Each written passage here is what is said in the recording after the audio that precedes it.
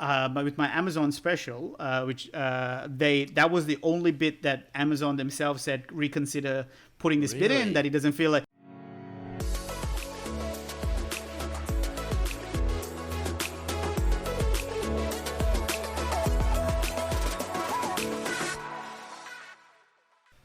On today's episode, we have stand-up comedian and actor who's been on Have You Been Paying Attention, I'm a Celebrity, and this year's Masterchef, and won the 2018 Logies. Dilruk, welcome to the show, mate. Welcome, Dilruk. Thank you, gentlemen. Dilruk. Thank you so much. How are you going today? Well, look, I am broadcasting via the internet over from here in Melbourne, Victoria, which is in our second week of lockdown after we just got out of lockdown. So to say I'm good would be dishonest.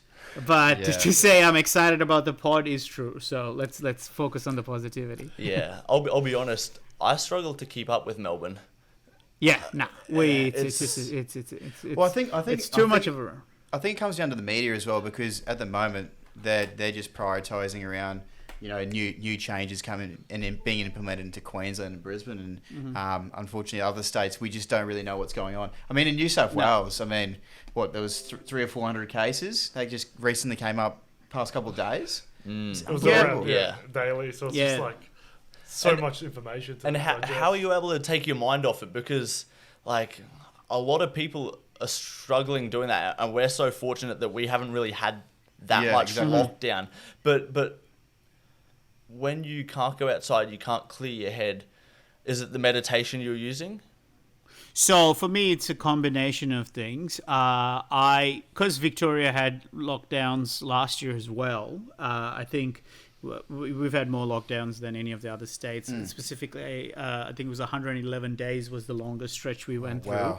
And I was, in a one-bedroom apartment by myself for those 111 days. Like, eating every meal by yourself for that many days seems like it shouldn't be an issue. But after a while, you're like, oh, man, this is...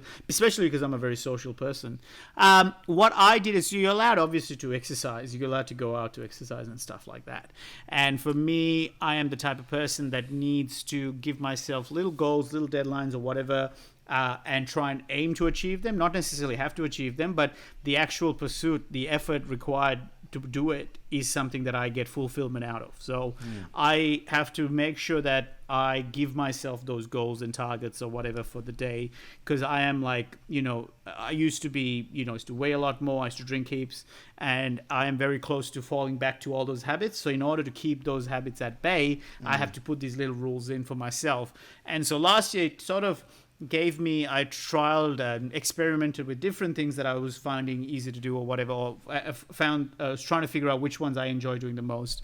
And so for me, for example, something like a cold shower, right? I kick off the day with a cold shower. Nice. Nice. Love it. Yeah. But I go straight cold. Like, I don't like start with hot and move to cold. Like, go bang straight away. Because for me, that is a good way to prime myself for the day, because it sucks for the first 30 seconds to a minute, but then afterwards it actually does feel good. And it then kind of reminds me that no matter like what you're about to approach for the day, it might suck at the start, but persevering with it will then give you a benefit. So that's a good way for me to kick off. But also I just feel really fired up and energized after it.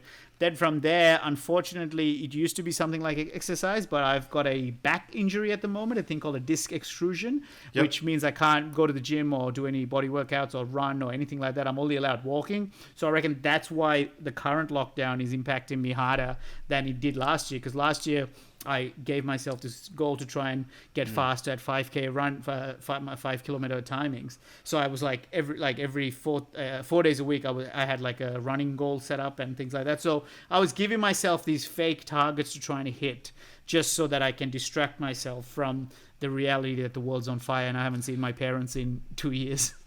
Yeah. So, I know exactly what you mean, because once you lose that consistency, you lose yourself. And as you were saying, some of the things you may have had a habit of doing in the past with your drinking, excessive eating and whatnot, and just that unhealthy version of yourself, that tends to come back to that forefront again, because it's so easy to go, in the situation you're in, okay, I'm in a 2-week lockdown. You know what I'm going to do? Why is that though? Like, why is it so easy to fall back? Because I think it is because like those habits are kind of like formed in a vulnerable state. So like, maybe when you were a child, let's say, you know what I mean? If you wherever that is, it locked you in your wiring when you were very malleable.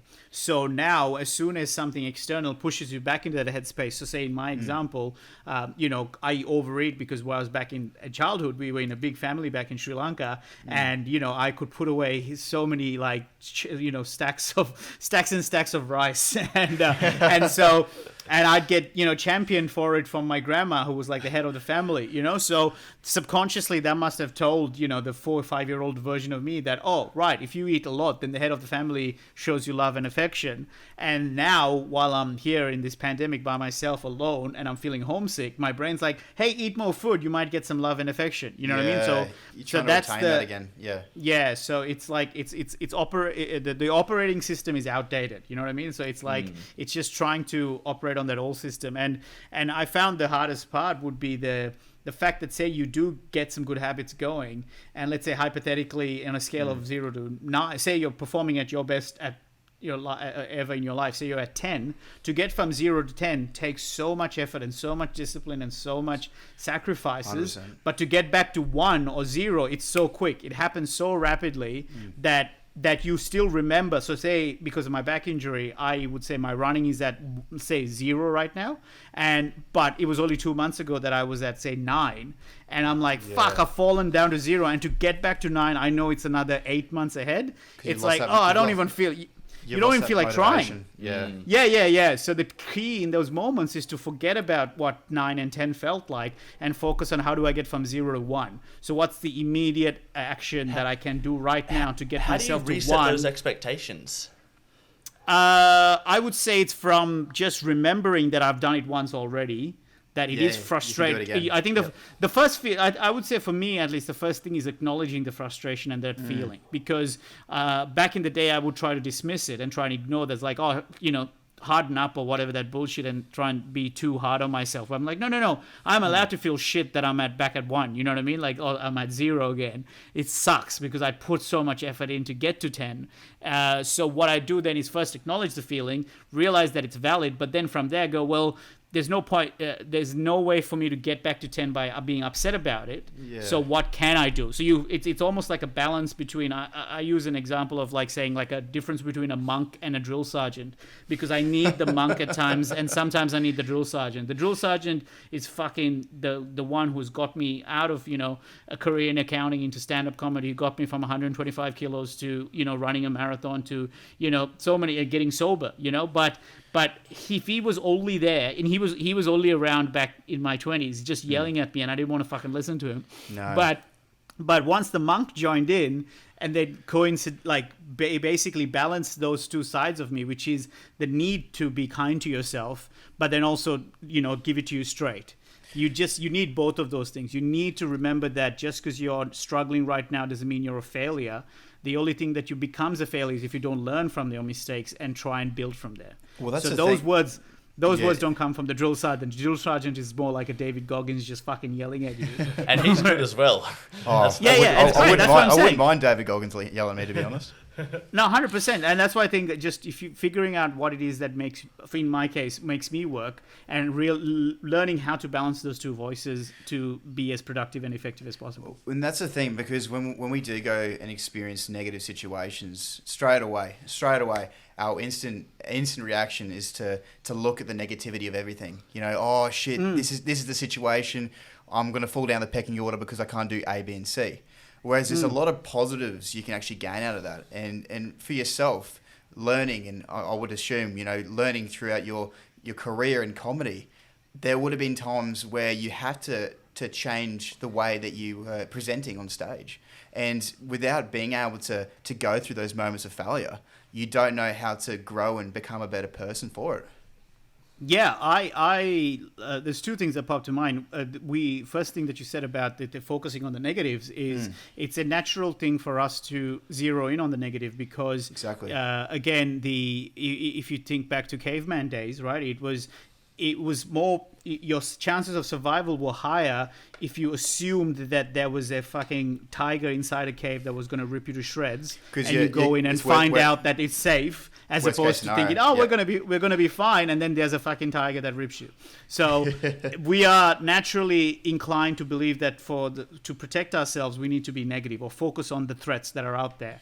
But unfortunately, again, that mechanism isn't true anymore. We don't have to live in threat format as much as we used to, but we're still operating on that. So that's why when you're doing stand-up comedy, even, for example, you could say if I'm performing to 500 people and 499 are laughing, my eye will go to the one person that isn't and think that, why are they laughing? All the time.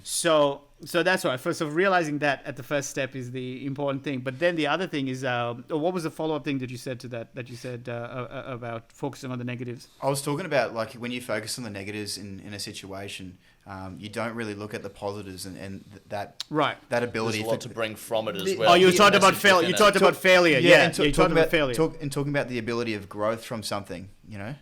Yeah, so so the thing about failure that I like what you said is that, you need to lean into failure because at least again, in my case, I've realized that nothing I do well, that I consider I do well today, that I did, everything I do, I sucked at some point. Do you know what I mean? And it's only from being able to take the negative or the feedback and use it to try and learn from it, as opposed to it being a threat to my sense of self. I'm going, okay, well, that's especially with stand-up, right? If like I bombed for the first 2 years, and I reckon I was able to kind of just go, okay, each particular time I bombed, try and learn from it. I'd listen back to the set and try and build and try and refine. And what also hit me is that no matter what I choose to do, or I'll speak for myself, but I know that no matter where I set my mind on something, failure and setbacks is a guarantee. So I might as well then start choosing the things. Like there's always going to suck, and no matter what I choose to do, there's going to be an element that sucks.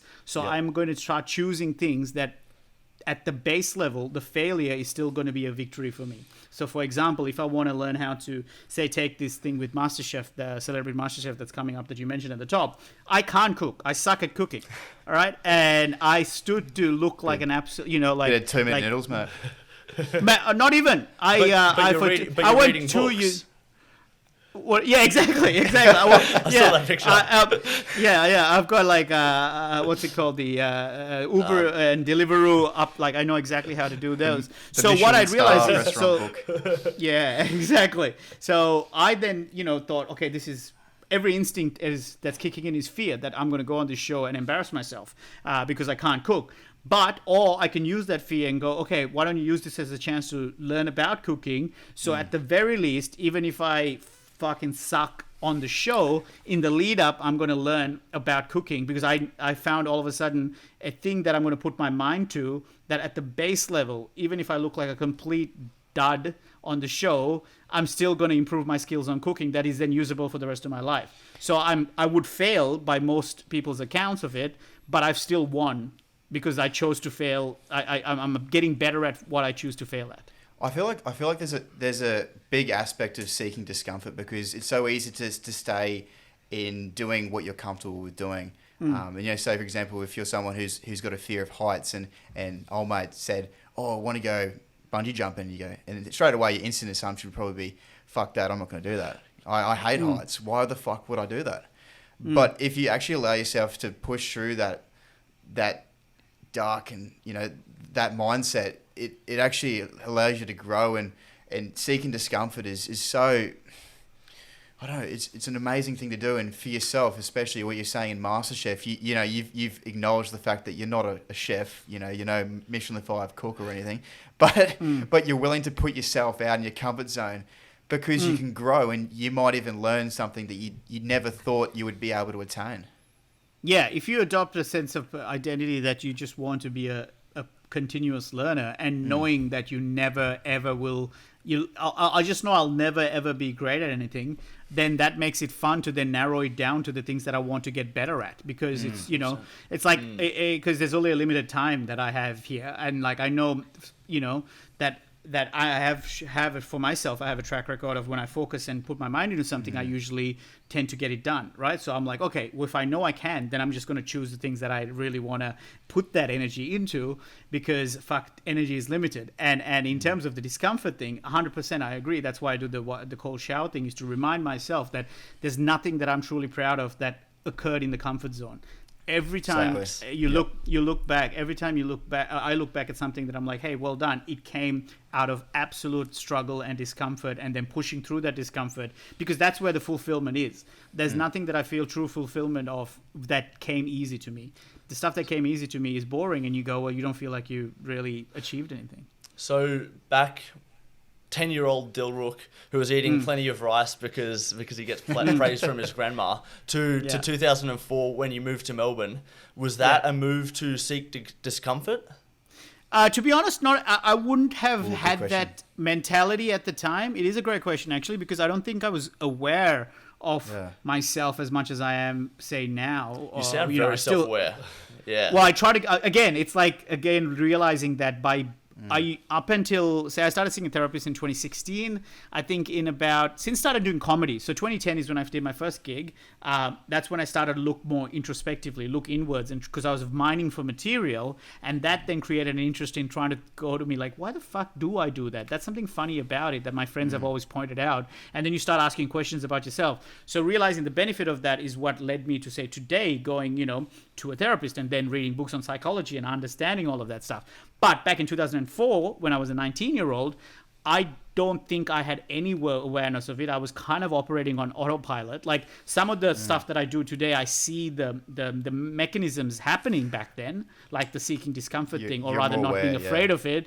But now I know why I did those things because, say, for example, in terms of moving to Australia, I came here alone and it seems ridiculous when I look back at the fact that I don't think I'd ever flown by myself before that either. Wow. So I flew by myself alone to move to a country for 3 years, and never twice questioned it, but I was definitely afraid. The weird thing about it is that in Sri Lanka, with my grades and stuff, like I was a really good student. Most people went to like the US or the UK. Like that's where like you try and get into an Ivy League uni in USA or whatever, because I had like high grades. And the reason I came to Australia was because I fucked up and forgot to apply to the US and UK. And the Aussie intake was still open, like because the Australian system was a semester later. So that's the only reason I ended up in Australia. So I had no like plan. So this is like going back to that idea of being on autopilot. Everything happens for a reason then. Either it happens for a reason, or you try and make your own, the most of what your situation is, like, it's like, I didn't really kind of set out, like, I knew I wanted, my only goals at that time, I think was, study hard, get a job in finance and accounting, get lots of money, and then retire and spend that money. Like, that's kind of, I don't know, like, I just knew I wanted a lot of money at the time without ever questioning why I wanted the money and what am I going to do with that money. Like, it was just like, all right, how do I get lots of money? I need to study hard. I was just kind of focused on that. Was it difficult then, like pivoting from the accounting route to going, actually, I think I want to do this comedy, going down that route? Was your parents pushing for one side more than another? It's a weird one because it's a yes and no, I would say. So I started working. So I came here to study accounting in 2004. By 2007, I started working in accounting after I graduated, and I got, in fact, a job at one of the big 4 accounting firms. And that's the first moment that I realized I'm not happy. I'd been so focused, say, for over a decade on getting to that point. It's all of a sudden you reach the thing you wanted, and you realize, I've fucked up. I've spent the last 10 years chasing something that I never truly questioned why I wanted. That must be scary though, as well. Incredibly scary, because not only is it just about me all of a sudden staring down the barrel of a career for four decades that I don't want to do.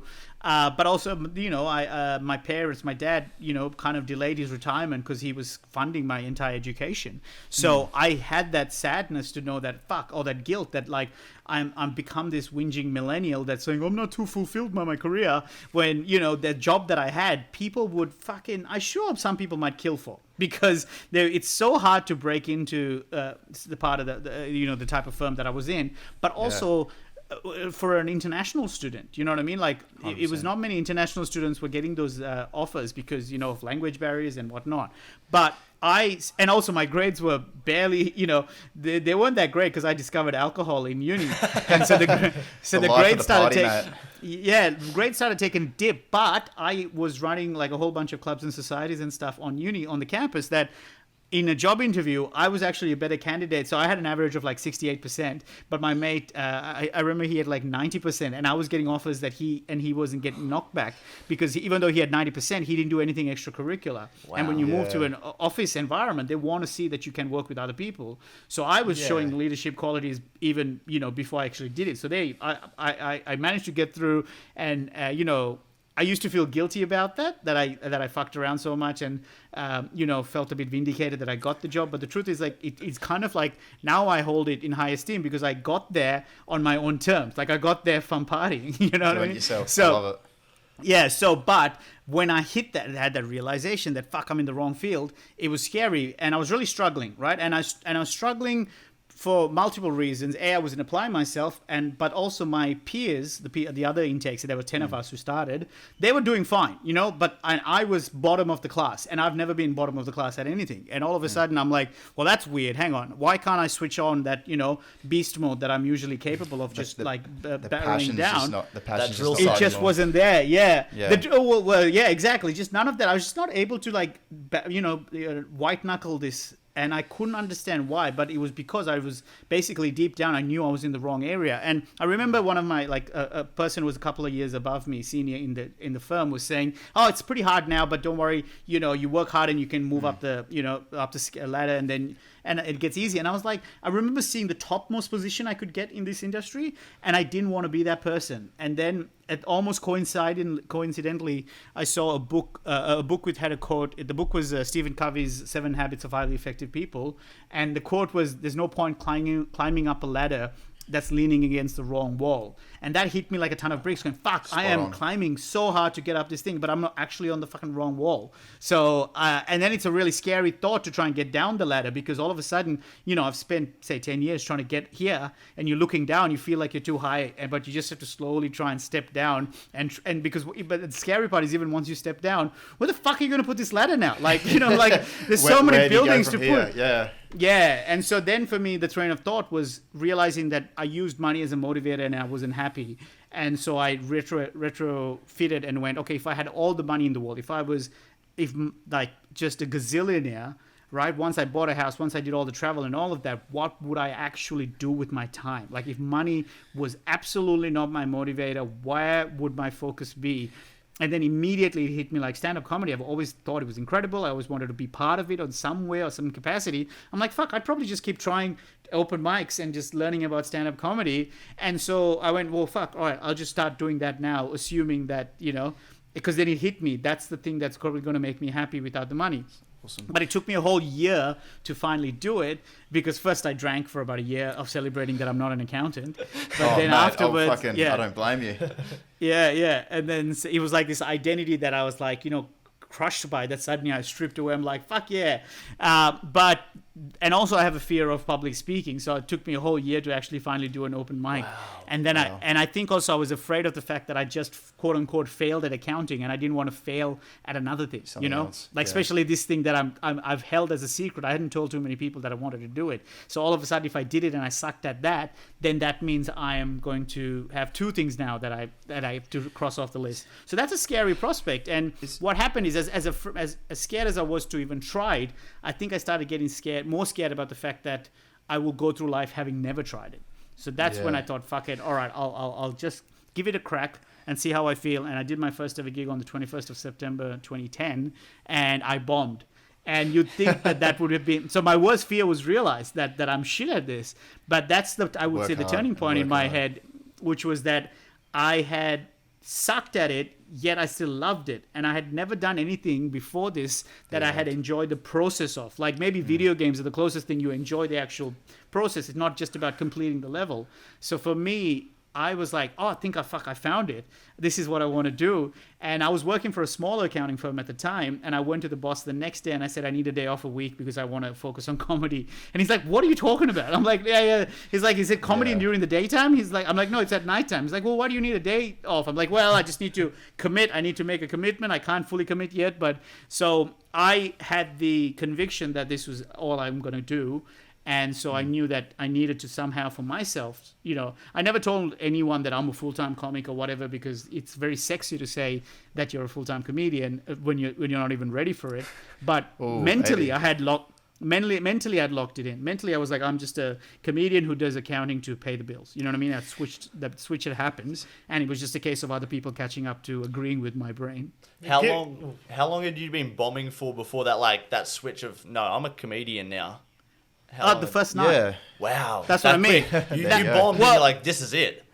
Well, that's what I'm saying, because it didn't matter. It was never about the result. For the first time I did something that the result didn't matter. It was just about how fired up I was from the time I thought about an idea for a joke, writing it down, whittling it, and then performing it. That part of it was so exciting to me that the bonus, that getting a laugh felt like, the bonus part. Because I'd studied hard to get a good degree, to get the good degree, to get a good job, to get the good job, to get money, then to get the thing I wanted. All of a sudden, I'm getting the thing I wanted in the work itself. So for me, that was like this massive aha moment, because I felt like if I love it so much now and I fucking suck at it, how good is it going to feel when I actually start to become good? Yeah. So for me, that's what I mean, that the switch happened in my head then and there, that, this is all I'm going to do for the rest of my life. Even if it takes 20, 30 years to become full-time, it's irrelevant to me because this is all I'm going to be doing now.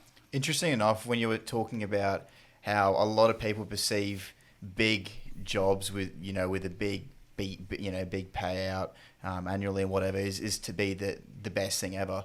I think people have to realize that passion comes from happiness and waking up in the morning and go, fuck yeah, I love what I do. And I've been actually reading this book. It's called When to Jump, and it's by Mike Lewis. And he's interviewed a heap of different people that have gone from a job that, they're getting fairly well paid and they end up owning their own toy shop.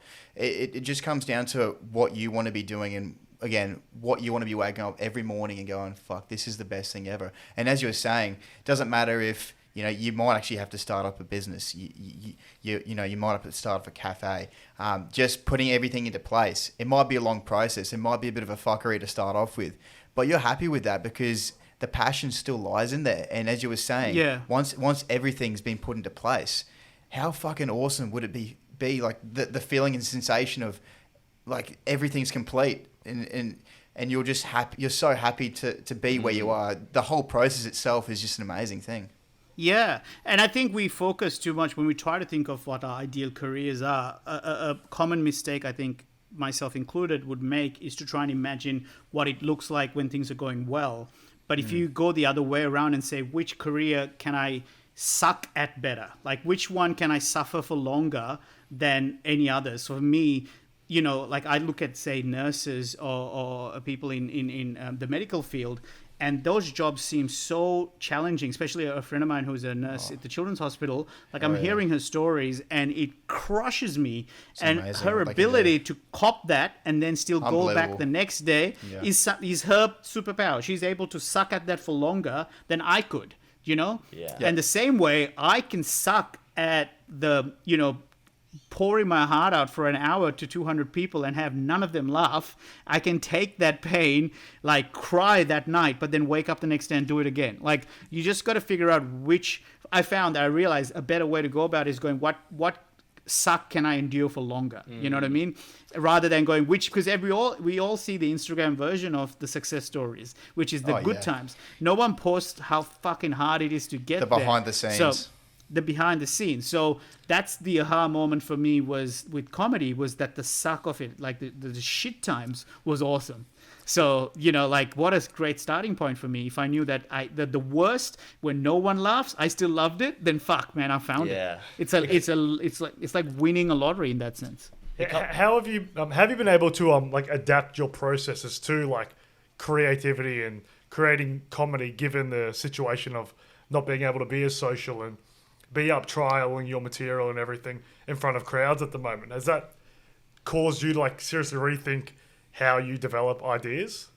100%. It's a great question because it has absolutely spun my head right off, because I don't consider myself a strong writer in the sense that going back to me realizing how much I loved it was a part of what I loved was the performance. So I would throw myself at every and any gig that would have me. And because I sucked at it, I was so appreciative that they gave me that opportunity. And I didn't want to like make that time wasted, that 5 minutes that I was given. I try to make the most of it. So what has happened over the years is it has made my skills in stand-up is I'm able to do our shows by learning, by trial and error, by bombing a lot and learning from those bombs. So the final product gets the laugh that is required from people, but it's only, I think, a lot of that stuff is because I've tested in front of live crowds. So if I were to write it down on paper, it isn't that funny, or I don't think it's as funny as it is the way I do it, you know? So that I would say I have a lot more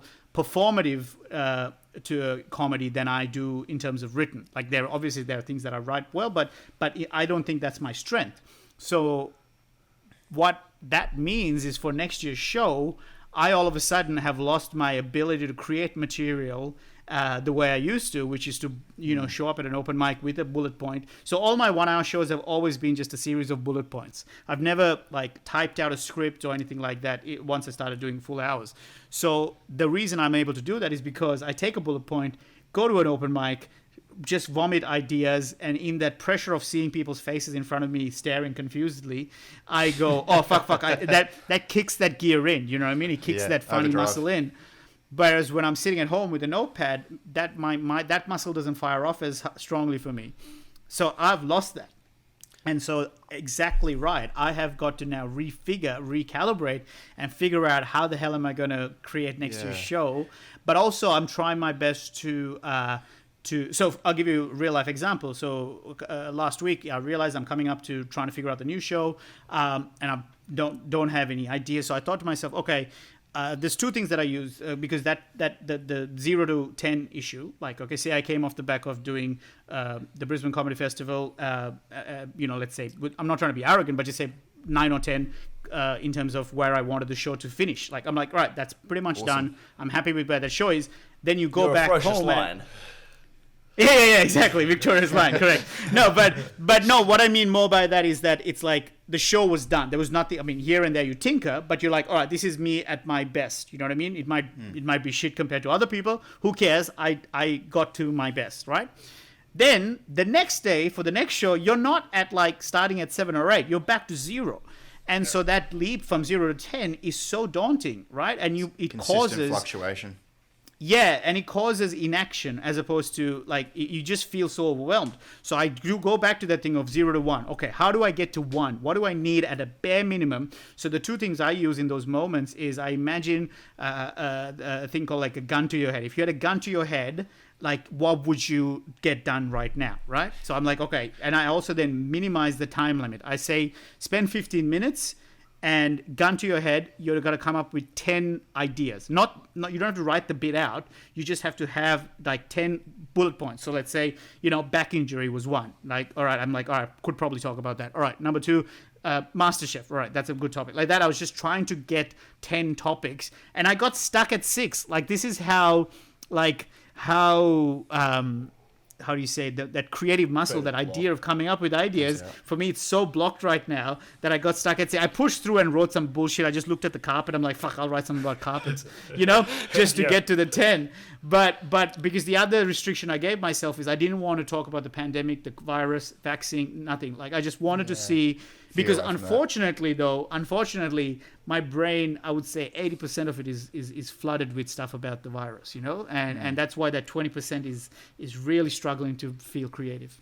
Can I say, and I'm kind of veering off slightly to what you were going on about just then, but in terms of adapting, obviously in the world we live in now, we're very more inclined to be acceptive of political correctness, but I feel like I feel like comedy is one of the only medias that can probably get away with political incorrectness. I just wanted to get your opinion on that, and as to how that might challenge you in regards to how you might write your certain scripts. I really struggle to articulate my views on political correctness in the frame of comedy, because I think it's quite a big topic, and I don't think I'm smart enough to fully understand nuances of it. I think that makes majority of us. Yeah, because I think I can watch altering YouTube clips on both sides and see one point and then immediately see the alternate. I'm like, oh, that makes sense too. And that makes sense too. And that makes sense too. So I really don't have too much that I'm comfortable sharing, because I find it so complicated. Because on the one hand, I know for me personally, it's made me a better comic, because it has forced me to really think about everything that I'm keen on saying and understanding which angle am I coming from. I'm covering my bases a lot more carefully and more considerately than I did, say, 10 years ago when I first started, where I thought, fuck it, this is tickling me and I might as well just tell it, without having any consideration whether, I'm coming at it from the right point of view that actually matches with what I feel. But what it does then is, for me at least, again, I'll speak for myself, political correctness, or the idea of making sure that the idea that there is like a call out culture or whatever, for me means that I will then say things, try to make sure that even if someone disagrees with me, I know my point of view, and I trust that in that moment, given the information that I had at my disposal, this was the best opinion I formed around it. Yep.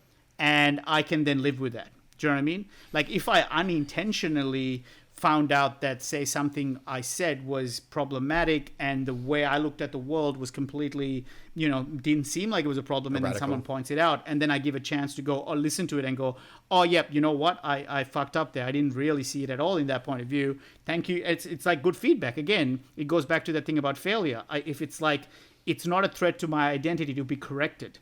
Like, I am more than happy to have a fresh point of view, because I know I'll use that to make myself more knowledgeable and a better comic. So for example, I am proud of one of my bits I had that might come under, some people would find uncomfortable, which is about how I grew up homophobic, as in I went to a Catholic school and I was taught about that being gay is wrong and stuff like that, and how the bit that I have around it, I'm so proud of it, because I performed it to at a gay club with 99.99% of people who are LGBTQ plus. You know what I mean? And I knew because even though it sounds like it should be a politically incorrect bit where someone's admitting to being homophobic at a point in their life, I knew that my heart was in the right place and it had the right. I thought about how I'm approaching it. The right way. Yeah, it's going to be the right way of wording it. Yeah. Yeah, correct. And weirdly, it was with my Amazon special, which that was the only bit that Amazon themselves said reconsider putting this bit in, that it doesn't feel like. Wow. Well, it's far from controversial, but it talks about a moment when I saw two guys holding hands as an adult, and my first thought was to go, ugh, that's disgusting, right? So that obviously is something that will send people getting upset about straight away. I'm curious, so Amazon do look at what you're saying and they make their own comments on your specials? I don't know about the others, but I just know from mine, right? So with mine, they gave us complete freedom to do and say what we wanted. But then they said this one, they just said in terms, because we filmed an hour and a half, and they needed to whittle it down to an hour, almost exactly to 59 minutes and something. Like, it was a specific thing to try and make sure that it fits in with their guidelines. So that was the bit that they said didn't necessarily fit in with the rest of the set or whatever. And I was like, no, I actually think it, because the reason I justified it was I was saying it was because I talked a lot about racial issues or whatever and bigotry, and I wanted that bit to be in to prove that, to show that even I'm capable of my own bigotry. Like, we're all, people who have thoughts that might not be biases correct. That are biases and things Exactly, like yeah. that. But it's about how we learn from them and not act on them. Like, you know what I mean? It's like I think we all at some point have racial, sexist, whatever thoughts. It's just not acting on those thoughts, right? So that was the point. And I kind of said to my director, who, you know, it didn't come directly to me, and they said, consider revising. And I said, actually, no, I'd really want to keep it in. And they didn't push back, to be fair. They didn't push back. But the reason I bring it up is because, you know, that's it. We filmed this stuff in October, November. And then, you know, 8 months later, it comes out. And on their TikTok, they released that bit. And that bit, I think it had like 1.8 million views. And I'm like, well, fucking see? Like, that's you. I told you. People aren't offended if you, like I was saying, people aren't offended by something if you word it the right way. And it's easy to have your opinion on a particular issue. But because it's not, you know when the right moment is to bring it up. Because it isn't offensive. That's the thing. It isn't offensive. It is offensive if you just focus on the if you're just seeing little bits and pieces of it. Yeah, exactly. You might think, if you don't see the payoff of me saying that I was raised homophobic and I saw two guys and my first thought was too disgusting. It's like, you know, and for the completeness for your listeners or whatever, or, you know, like, you know, go see the special and watch the rendering. And know, but what I mean is, it's like, if you cut that out and you just really put that, then it might be an offensive bit, but it absolutely isn't, and it's a reason why I'm able to perform it in front of the people who have been hurt, like, for their whole life by being marginalized, about being told that their lifestyle is disgusting or whatever. I'm able to perform it to them because they know that the point I'm trying to make, that there's a difference between what your thoughts are versus what you really want to feel. Do you know what I mean? None of us want to be bigoted. Or at least I know I don't. No. But your thought... Not either. That makes sense. I can't speak for you boys, actually. I'm the same way, Dilruk. What I was going to say as well, in terms of...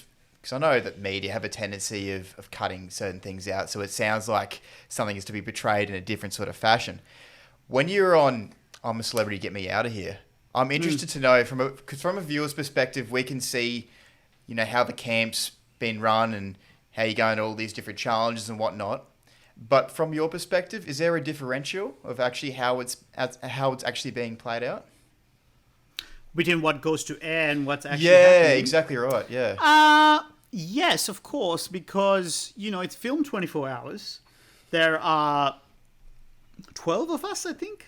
So they then have to somehow choose, you know, if you multiply 24 hours times, you know, 12 people or whatever, like approximately, you know, so many hours worth of things that happened that day, and somehow whittle it down to an hour episode that's interesting. You know what I mean? Yeah. So it's a huge difference between certain things that are played out. So the key difference, I don't think there's anything that they edit in a way to make you necessarily look like they can, but I don't think that show necessarily benefits from it, because if they were to do that, they're probably gonna not have, like, many people won't want to sign up to it if they found out that you know, they manipulated the edit in a way to make them look shit when it was fine.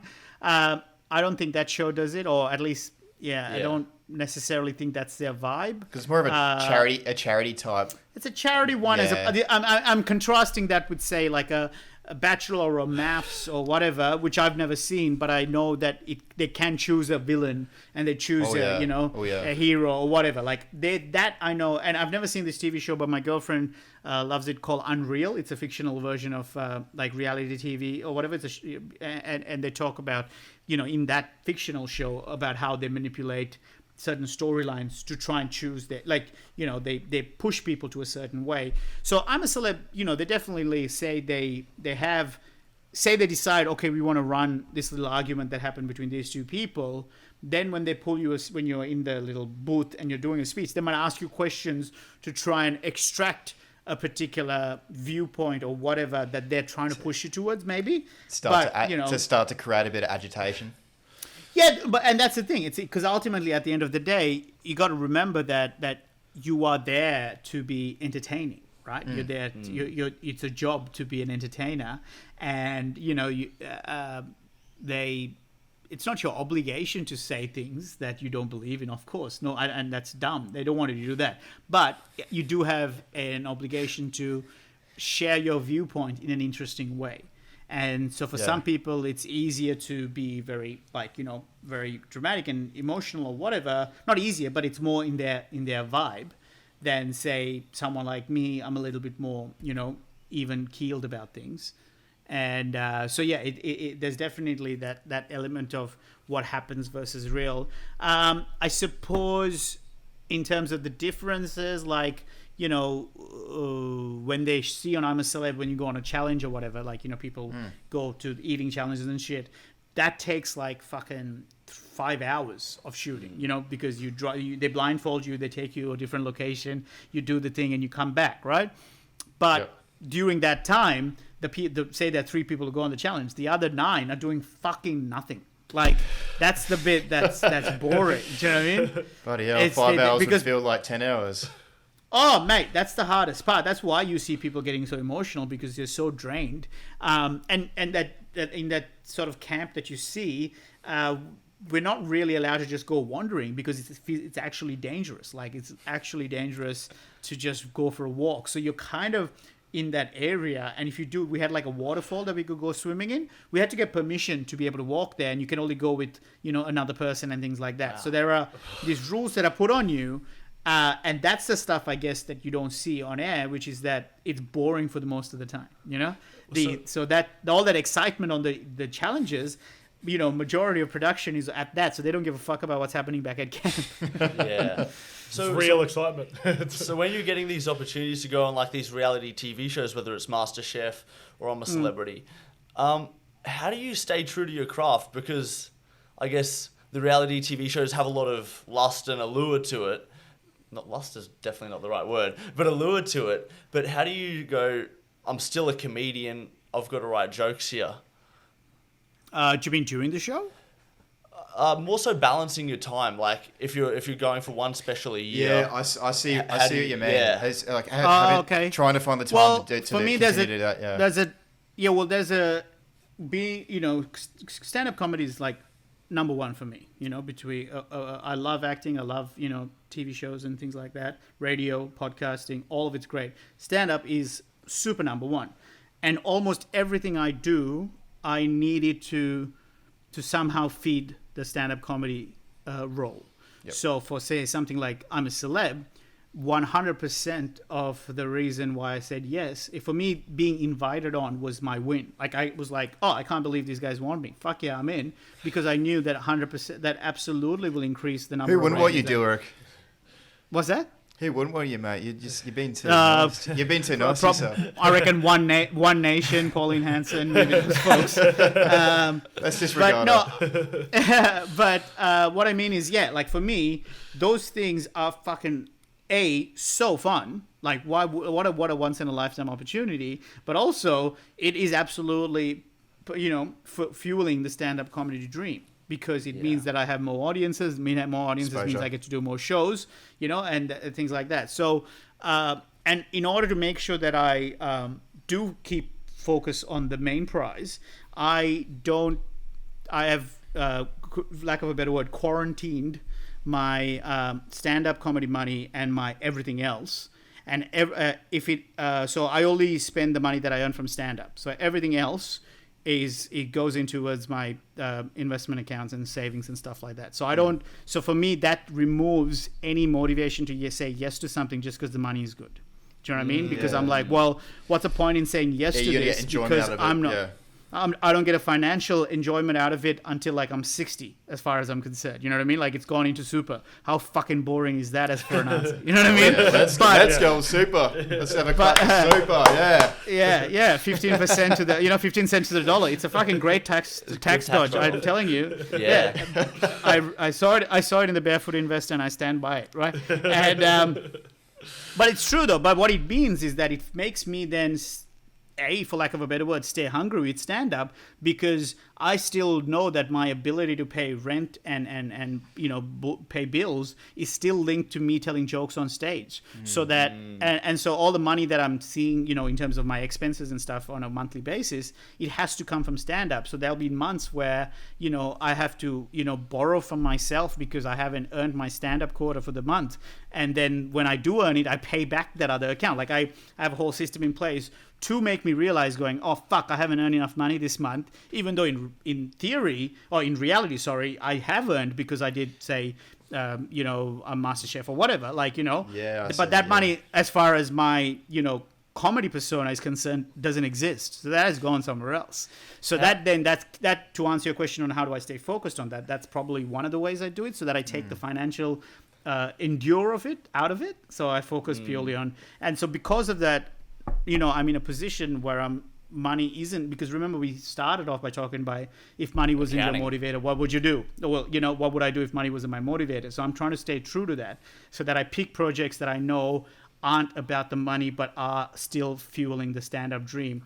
And I'm lucky enough to be in a position where I've been able to say no to things that were close to say half of my annual salary back at my accounting firm, the KPMG one, the big one that I did. I said no to it because it interfered with my Perth tour. You know what I mean? Because I was but I'm not saying that to brag, but I'm just trying to say that it's like, your focus. That's how protective I am of my stand-up comedy aspirations, because I know how fucking hard it is to get here for me, and how much I know what a waste of my headspace it is to ever give money that power ever again. And don't get me wrong, I fucking love having money. Don't get me wrong, I love it. It's so good. But what I'm willing to do to get what I'm willing to do to get it is now changed so dramatically that I don't ever want it. It's almost like I become evangelical about doing something you're passionate for. What's your main driving factor? So what do you let in then? What is worth your time and energy? In terms of projects that I pick? Yeah. Like I said, if for example, say, let's use the example of Celebrity Masterchef, right? I told, the learning factor was a huge part. I knew that this was going to be something that I going to push myself and get some skills out of it. Profile, absolutely. I knew that, it's a very popular show. C, it's going to be so much fun. Like, it was fucking cool to be part of something like that. But also, for one of my big driving forces to say yes to that was, it gets aired in Sri Lanka, and there's not a single other show that I do that my mum and dad get to see, on their telly. You know what I mean? Yes, they can watch it on YouTube or whatever. So, but my auntie already knows all the judges and things like that. So that for me is such a huge win. You know what I mean? And again, I try and rig the game so that I win no matter what. Where for me, like with the say, I'm a celeb, like I very truly convinced myself getting invited was the win. That's all. That from there onwards, everything is a bonus. The same with Celebrity Masterchef. The win was the invite. You know what I mean? And going back to just how you started getting into comedy and you're gradually rising and you gain that exposure and people know you from your first name. What I want to ask is for people listening in who may have an interest in stand-up comedy, where would you suggest for them to start? Obviously there's all these different steps, but what would you call step one to be? Well, we'll just take the pandemic out of it, because obviously that really complicates things. So assuming that we live in a world where there was no pandemic issues, for me it's about, I can only speak to how I did it. The only two pieces of advice I always am comfortable giving is listen to everything, but also remember at the end of the day that you have to still perform. You know what I mean? It's like Dave O'Neill was someone who has been a mentor to me various stages, but even back when I first started out, he was running he was a guest host of a workshop I used to attend, and he said, okay, before I say anything, he's like, I think there are 5 rules that are important to be a great stand-up comedian, and I'm really keen to share that with you, but before I do, I just want everyone to know that I'm the bloke that nearly talked Eric Bana out of doing Chopper. So do you really want to listen to me? That's what like. So, and I appreciate him saying that because advice is always well intentioned, but it just might not be right for you, because we are in stand up. It's an art form. For every time someone says this is absolutely how you have to do it, there's someone else making millions doing the opposite. So there's no one way to do it.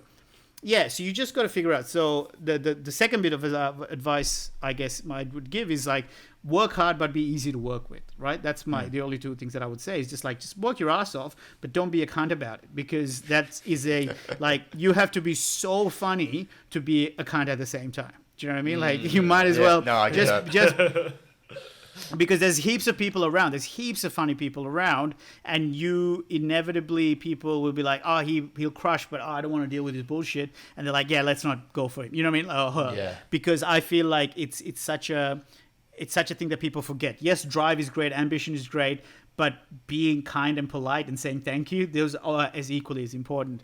In terms of starting out, I would say just like, again, take the pandemic out of it, it's just to do gigs, because there's so many things you can do in terms of watching comedy and learning and writing and reading books about it. All those are valid. But ultimately, I think if you want to be a better stand-up comedian, you jump on stage. The same way, if you want to be a great swimmer, there's so much you can do around nutrition, around gym work and meditation. Yeah. But if you're not in a fucking pool, what are your chances of becoming a good swimmer?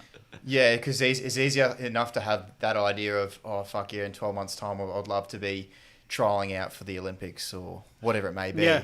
But to actually put it into play and do what they call implementation is the process of being able to go from someone's standard to someone really well known and someone who's really overachieving and is really doing well for themselves in that specific field. Yeah, it sounds like you just really want to find things that if you're failing, you're still succeeding. It sounds like that's just what you look for when you're taking on tasks. Yeah, because I had that realization with that first gig where I failed and loved it. I'm like, fuck, what an absolute goldmine I've discovered here. Because, like, take the pandemic, right? Like, I am in absolute, I'm so devastated because I can't do my job. Like, how many people can genuinely say that their source of mental well-being is linked to their fucking job? Like when I was in accounting, I was looking for every excuse to chuck a sickie in, but I cannot. Like for me, there's actual footage of this with the back disc extrusion I had. It happened on the day that I was meant to perform in regional WA. And there's literal footage of me crawling up on stage, like being held up because I still wanted to do the gig. I love it that much, and that's the thing. I'm not saying that's how good stand-up comedy is, but that's how much I love it. So all I'm saying is have a thought about as to what, if you're someone listening to this and thinking you want to have that enjoyment. It's not necessarily comedy. It could be you want to be the best fucking parent in the world, but just double down and go hard at it. Like that's what I'm saying. It's like, because when you know what it is that you want to do, even when it absolutely sucks, that is fucking worth more than anything else. And then from there onwards, it all becomes like, it's always going to feel like it's always going to be tough. That's why I said it's going to, no matter what you choose, it's going to suck. So take the parenting example. Man, sounds horrendous. My brother has a 2-year-old and she's adorable, but the amount of anguish that is to try and, raise a child. It's just that process. Yeah, but if you love it, fuck, congratulations, you found something you love to suck at. Yeah. Oh, so what's happened with your back? How did that extrusion happen? I don't know. I think it was back in my pisshead days. I think I had a whole bunch of injuries when I was maggot, and there was times that I'd wake up in an emergency ward and not knowing how I got there. So I think and I'm 5 years sober now. So there's a reason why. There's a reason why someone has to quit, because obviously it went too far, right? But so. It's basically some sort of crack or whatever. The MRI showed this extrusion, but it happens when I haven't stretched properly. So the muscles around the back squeezes in, pushes the extrusion out. Wow. Or rather, pushes the disc out. Yeah. How much stretching have you been doing lately then? I'm not allowed to yet. I still have to push it back. Yeah, it's still too tempted to go back because once it jumps out, it hits a nerve and then it tilts me into a ball. And in fact, yeah, it's not a pretty sight. It's a lot of pain. Like taking a shit hurts, and that's and that's not because of like eating spicy food the night before. Like because I think there's two different types of injuries you can have with the disc. I think the main ones are as you said, the extrusion, and then you've got a protrusion. But I know what you mean. I know of people that have gone through the same sort of situations you're going through, and just losing that rhythm. You're kind of losing yourself, because it's easy in the situation we are in is to go, fuck, I'll just do this to get us through and the harder times. But you're lacking that. You're lacking that stuff. But it's just being able to get through that time. I call it the fluffy time, the fluffy moment where you can't really do anything for you know. Yeah, exactly. And that's especially when it was so painful, it was so frustrating, and then it just showed me again the weaknesses in my armor, where I was able to eat, consciously and well while things were going good. But then as soon as this happened, I was so down on myself, I just started shoveling ice cream in my face. You know what I mean? While I was lying down in bed. So surely it was cooking cookies and cream. No, it was, what was it? It was Ben and Jerry's. There was a new the Netflix and chilled one. Ooh. And I was going through a whole pint every night, a pint of it, a whole thing. And so what again, going full circle back to where I started about why I need little goals and things to feel like I'm moving forward, even if it's arbitrary. I'm like, all right, well, I can't move and run right now as fast as I want to or whatever. Yeah. But I can try and give myself challenges of eating more consciously. You know what I mean? So it's not necessarily I'm taking the diet element out of it, but I'm just all right, how do I kind of make sure that the calories intake that is still getting is less than the amount that I'm expending? Gives you something to focus on.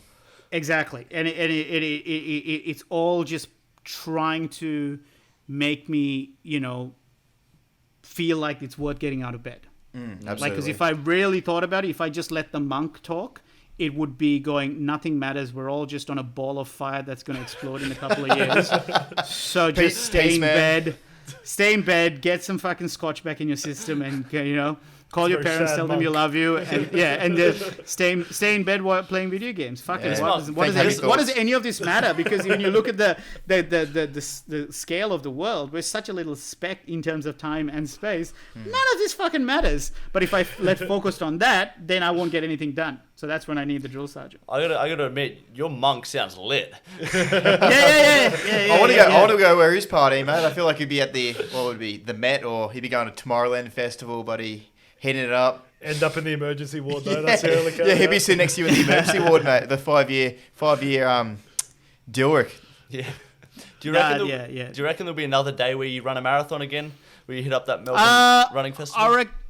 I reckon Melbourne the marathon. I don't think I'll do another marathon. I was glad I did it. Because again, it was 20 months before that I couldn't run 100 meters without vomiting. You know what I mean? Awesome. So again, it was about being able to finally get. I'm actually wearing the Melbourne Marathon. Yeah, that's right. Yeah. Sorry, I did it. Yeah.